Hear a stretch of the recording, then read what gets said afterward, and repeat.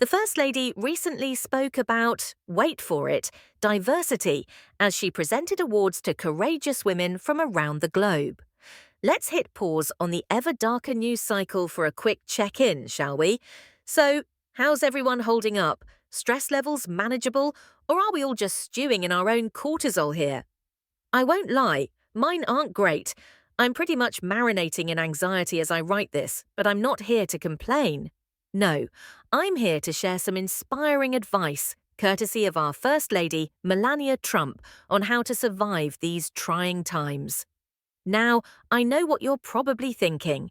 What could Melania Trump possibly know about adversity? The woman spends her time between a gold-plated penthouse in Manhattan and a sprawling mansion in Florida, occasionally making a cameo at the White House to wave at the common folk. She's not exactly worried about the price of eggs or the state of her 401k, but let's not be so quick to judge. Money doesn't shield you from everything, and I'm sure Melania has her own problems. I mean, the poor woman probably has to socialize with Elon Musk regularly, which, frankly, sounds like a soul-sucking experience. And then there's the small matter of her husband calling himself the fertilization president. Charming, right? Melania's also not just living the high life. I'm sure she's working tirelessly for the millions Amazon has thrown at her to make a documentary about her life. And let's not forget all the First Lady logistics, like rescheduling White House Spring Garden tours because of pesky protesters, which, by the way, she's not even expected to attend. So, how does our First Lady cope with these stressors? Well, while presenting the State Department's 19th International Women of Courage Awards, which honored 8 women from around the world, Melania shared her secret for navigating tough times. And it's, wait for it, love.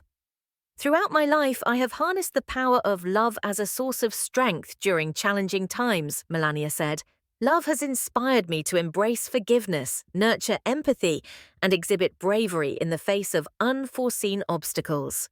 Melania then mentioned the awardees, who came from places like Yemen, South Sudan, Israel, and the Philippines, noting that love transcends boundaries and territories. She went on to praise the women who speak out for justice, even though their voices are trembling. Honestly, Melania deserves an award for that speech, because I'm still baffled by how she managed to deliver those lines with a straight face. I mean, is she trolling us?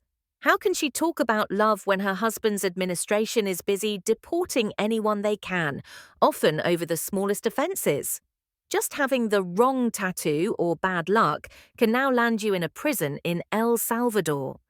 By the way, Secretary of State Marco Rubio, who proudly oversees these deportations, also made a speech at the International Women of Courage event.